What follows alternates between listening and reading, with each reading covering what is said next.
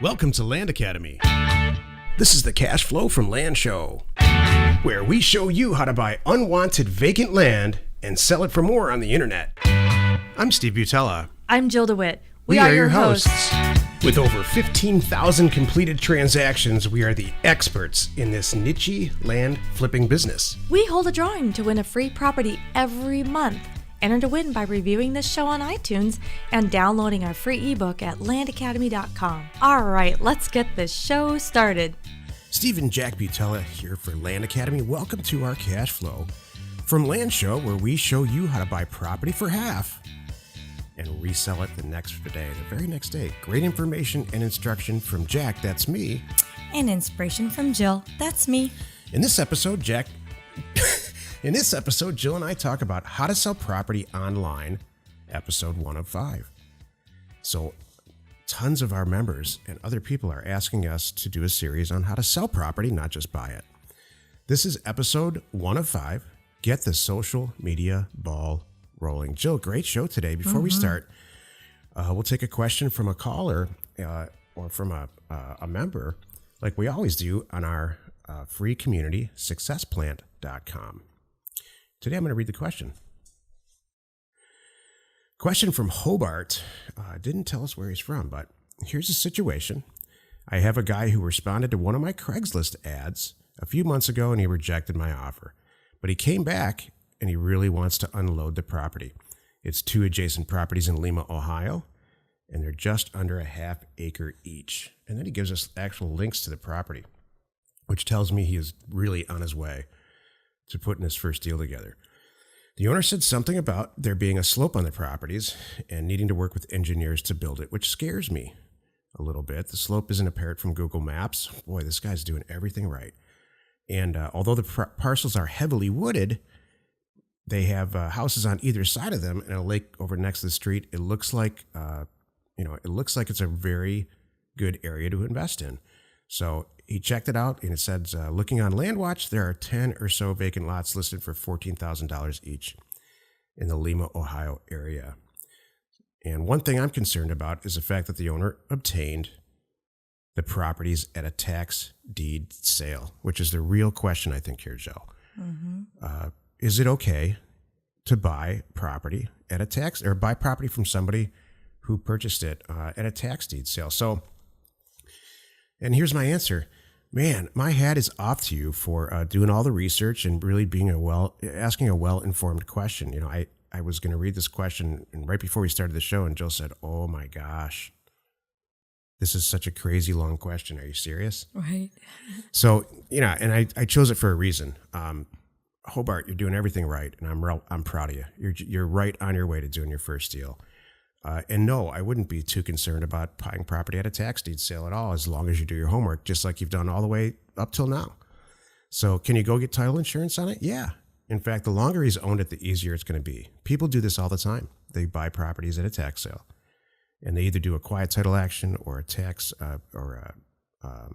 get title insurance after the fact. Is it super simple, just like buying a house like we always do? No, but it's very It's something that you can work through very easily. So I would not be afraid of the tax deed piece at all.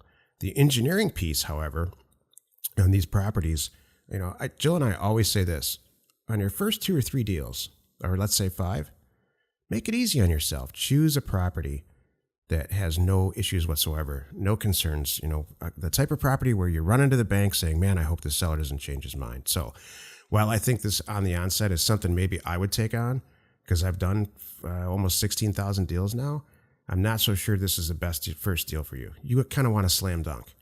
So send a huge mailer out and, choose from all the offers that come back and make it easy on yourself. Don't you think, Joe? Mm-hmm. Exactly. Do you have anything else on this that really kind of trips your acquisition? You're in the front line. Your staff is on the front lines more than me these days. I know. No, and I agree with you. When you're starting out, if you've got 3 things, it sounds like, going on here that you really want to make sure that you do them right, the chances of goofing up something are higher than if you had some really, really easy ones as you get rolling, and keep working on this one on the side too, by the way. Yeah. That's one of the things that we talk about. I talked to someone the other day. We were talking about what if I just, target, $50,000 properties and sell them for $100,000, kind of thing. I'm like, well, okay, let's think about this. You're going to do a lot less of those, and there might be more things to think about, and then doing $50,000 deals, kind of thing, and doubling your money. You're going to get there. You're going to get to the same end. Why don't we make it easier on ourselves? Yeah, I mean, people use our data to do that all the time. So yeah, it's possible, but they're not super new, right? They've done some inexpensive rural land deals, a lot of them before that. So Jill and I do deals like that all the time. We send out offers on houses in larger acreage property. Spend 50 and make and bring in 80. Mm-hmm. So the answer is heck yes.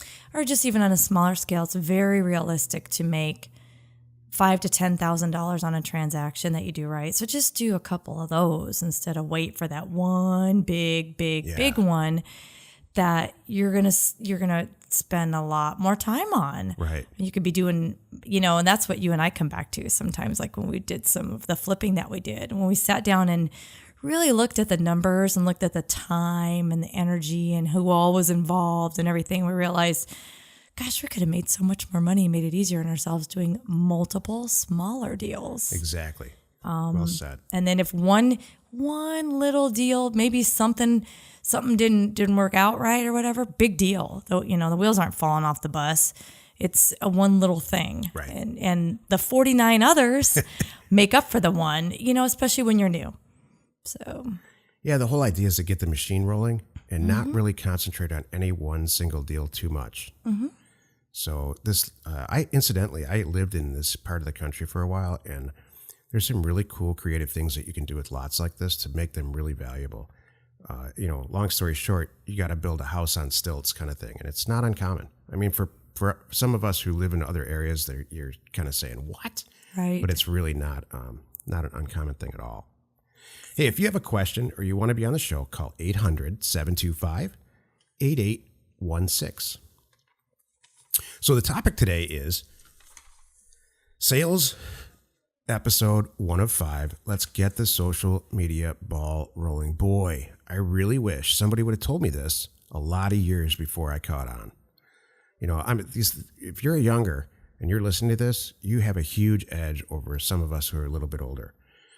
This whole social media thing, you were born with it, or you got in tune with it when you were younger, and you have a huge advantage. Can I just make sure you're not talking about me? Wait. When you said a little bit of those of us, I'm like, which group am I in, Stephen? I just want to clarify here. I hope I'm in the cool group. Jill, you are at the age that you feel like on the inside. Thank you. Hey, I have to admit, by the way, as far as without throwing myself under the bus, I think I'm pretty good as compared to a lot of people as far as social media and things like that. I think we both are. Okay, thank you. And it didn't happen by accident. We learned. Totally. Like way the hell after college learned. Stephen, I use Snapchat. Do you use Snapchat? I have used it. All right, just checking. I had somebody to Snapchat with. I would use it more, maybe. Oh, okay. If I had a reason to delete everything that I if my parents were looking at my phone, I would use it. Love it. Oh, okay. Got it. Okay. Thank you. So the meat of the show is this: sales. How do I get this? This whole series was a result of people requesting that we do it. Jill, our members, and then other people were saying, you guys talk about acquisitions and buying stuff cheap all the time. You show us how to do it. You provide the tools. But what about sales? I'd get involved, but I don't know how to sell this stuff. So let's start with step 1. Get the social media ball rolling. So here's my saying in my mantra. Good acquisitions solve all sales problems or all sales issues or concerns. But no matter what, you still have to have a super strong web presence. Mm-hmm. And there's just no replacing it, and it doesn't happen overnight. However, it doesn't have to be hard either. You got to create a website or get one created. Doesn't take too much money or time. Make sure it's got email addresses. Can't use an email account. I mean, you could when you're starting out, but you want to have this in the back of your head. You want to make sure that you're going to have a phone number that you're going to use for a very, very long time. Same with a mailing address. I'm suggesting that it's not your house or apartment and that your phone number is not your cell phone. And then you want to make sure you have a Facebook and a Twitter account at the very least. There's a few other accounts that I'm going to suggest in a few minutes here, but essentially that's it. It's not that really that hard. Like any other business that you would create or any other type of web presence, you have to start, with the website. And I would suggest not only your business, but your name. Build them both up at the same time, because who knows? You might go off and do some other business and you want to, but it's your name. You want to keep all these customers, these people that know you. And then B, people want to get to know you. It's not just your business. We kind of joke about that and laugh about, what it used to be. We talked to somebody the other day about it. We used to, and he came from that too. He had like a data company, didn't he? No, it was an IT company. Yeah. That's what it was. And he was like, back when he started, he's like, no one really cared to know who I was. It was all about my company, which was true. Now it's not that way. They want to know you too. Yeah. So if you've noticed in some of the on television commercials right now, some very large companies like, let's say, Toyota and some insurance companies and AT&T. So for years and years and years, the regular, the conventional knowledge for any size company was to say, all right, well, we're Toyota, and that's it. They brand that name.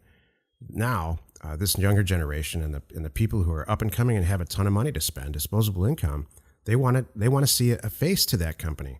So if you'll notice that Progressive Insurance and Toyota and AT&T on TV, they all have the face of a young woman who's kind of becoming the face or is the face now of that company. Like Flo.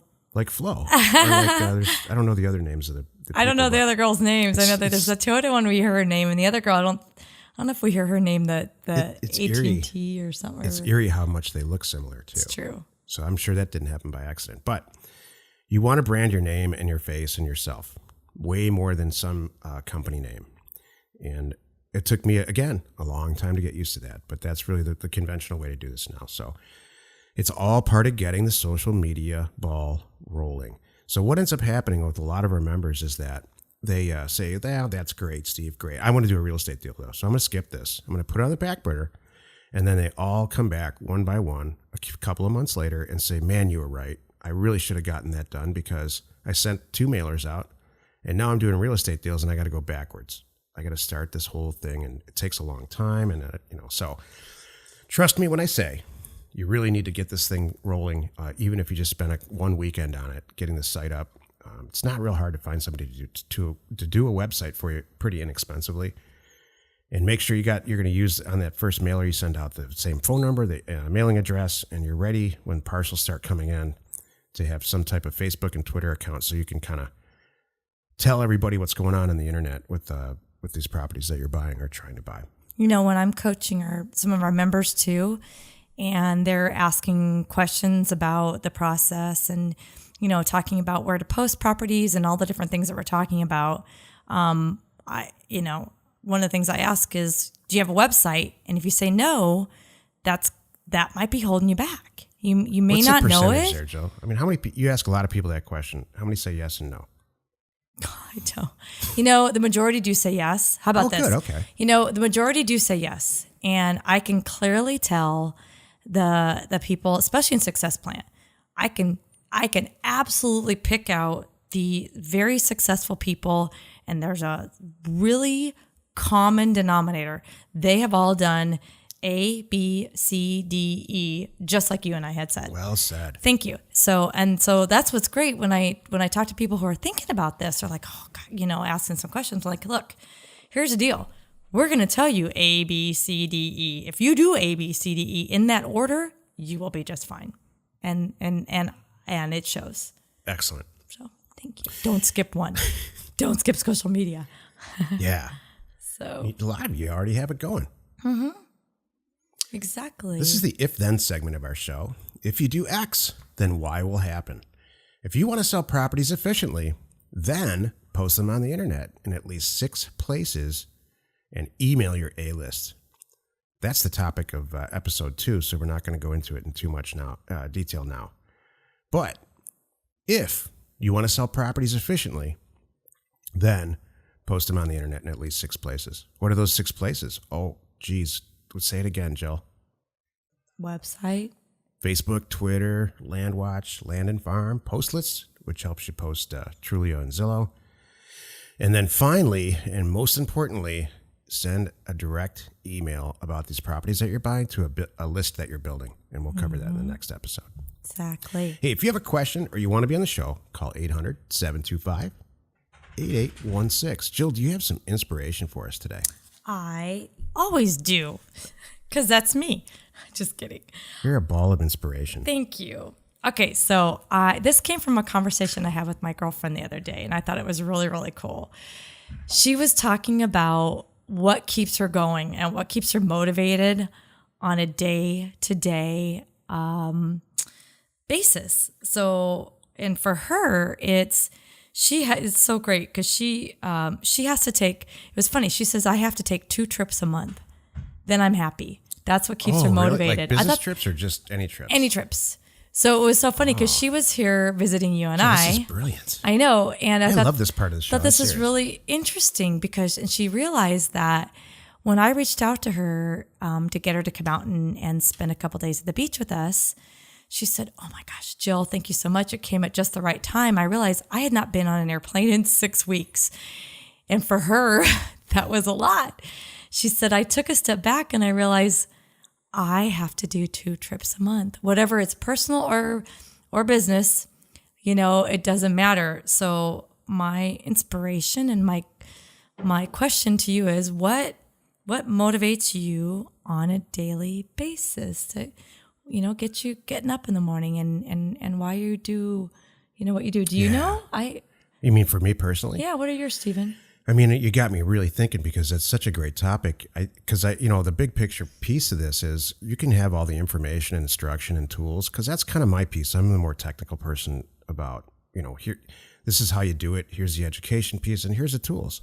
But if you're not inspired, and I don't mean like inspired one time. I mean, constantly and consistently inspired or motivated to get it done, to reach that end goal, it's not going to happen. So, or you're dramatically reducing the chance of it happening. So, I am very, very motivated by two things.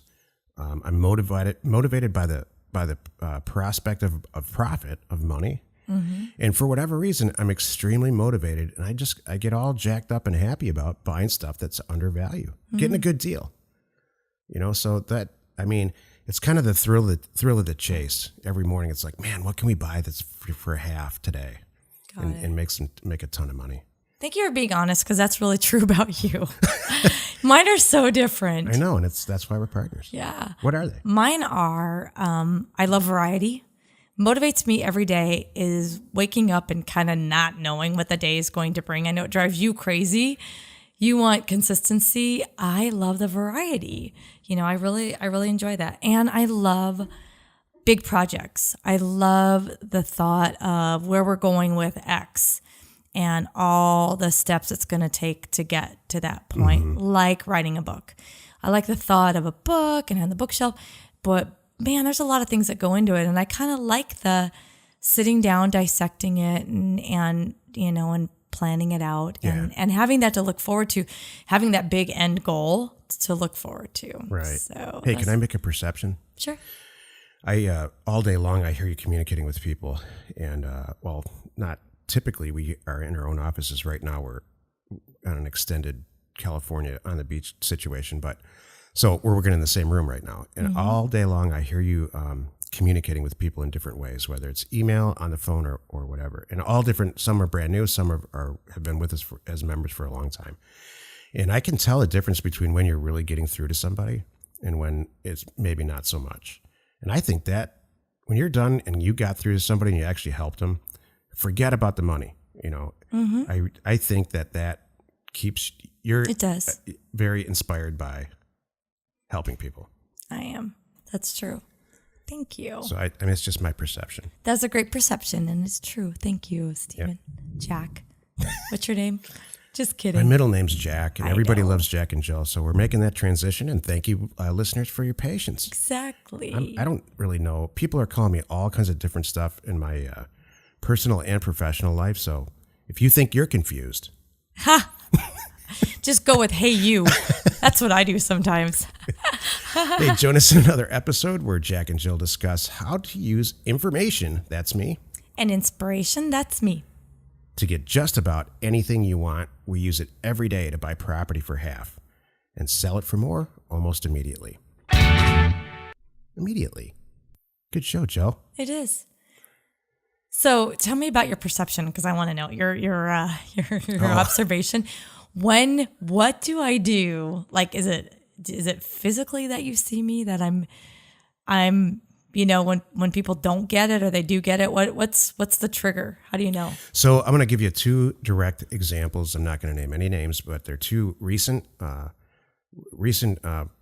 conversations or connections that you've had. Okay. One is about a week ago or less than maybe 5 days ago. You had a talk on the phone with somebody who just was not ready in any way to participate in purchasing real estate. And I could tell right from the get-go. And you didn't show any frustration or anything like that, but you weren't getting through to that person. And they weren't. It's not your fault or their fault. They just were not ready. It's kind of like teaching algebra to a third grader. There's a lot of steps that have to go on before that. And you're extremely good at meeting these people from where they come, communicating to them that way. Okay. And but sometimes they just don't hear it. And, Got it. It's not you or them. They're just not ready. Got it. So and I could tell it was frustrating for you.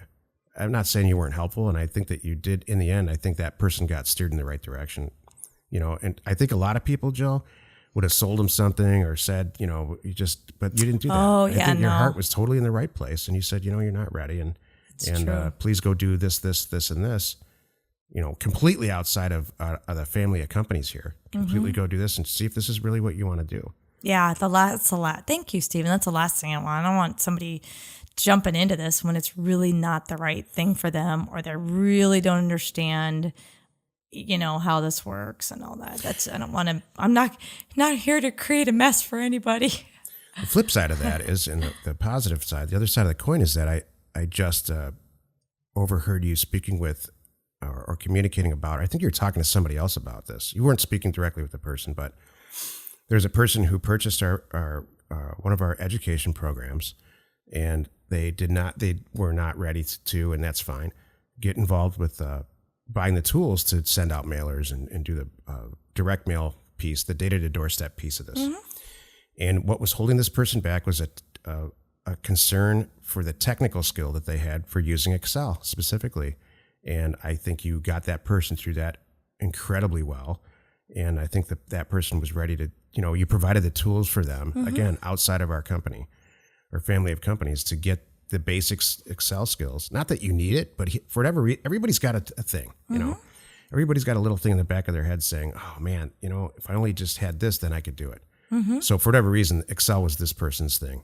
I had a bunch of things when I started too. Well, yeah. And this actually, this was not just one person. There were a couple people that were asking very similar questions that I was addressing, and I was trying to help them all at the same time. So it's all good. Right, exactly. So yeah, and you know what? The biggest thing is, God, thank you for asking. I don't care what it is.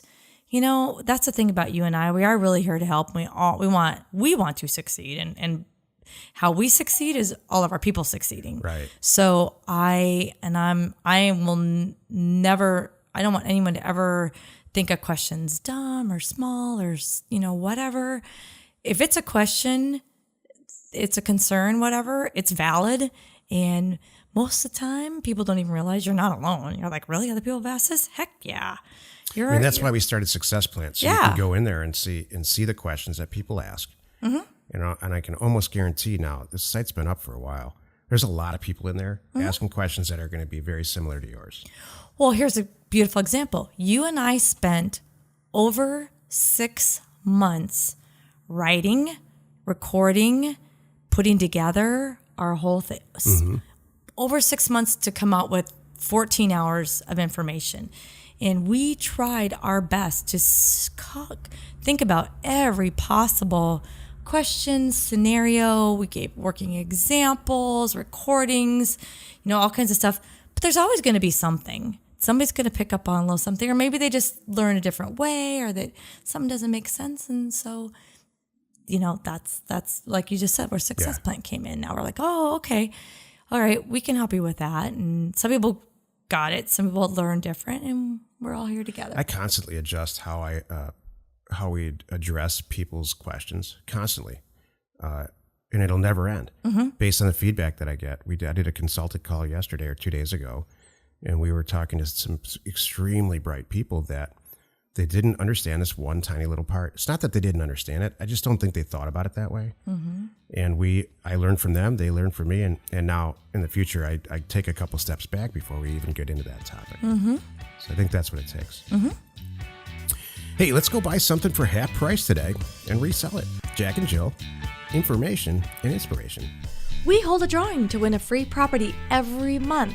Enter to win by reviewing this show on iTunes and downloading our free ebook at landacademy.com.